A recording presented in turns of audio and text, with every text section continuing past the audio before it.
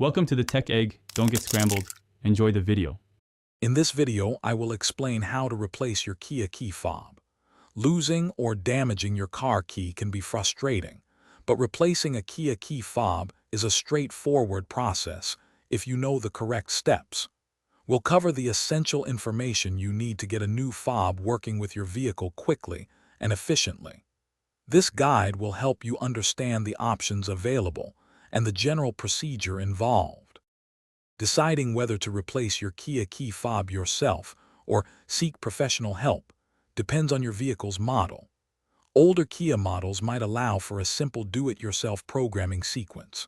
However, most modern Kia vehicles, especially those with push-button start, often require specialized diagnostic tools.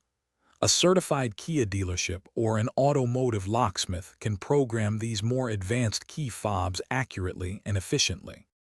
If your Kia model supports DIY programming, the process typically involves a sequence of turning the ignition on and off, pressing buttons on the new fob, and sometimes opening and closing doors. Always refer to your owner's manual for the exact steps for your specific vehicle.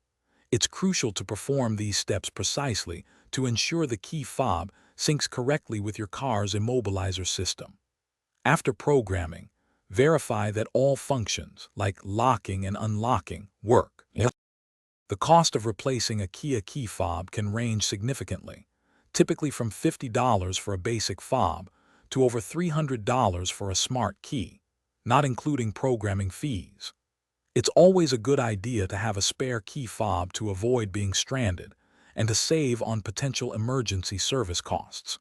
Remember to check the description below for a link to a book that can truly change how you think about money, as well as other helpful deals. Having a backup plan is always smart for both your car and your finances. Thanks for watching. Consider subscribing if I helped unscramble your problems.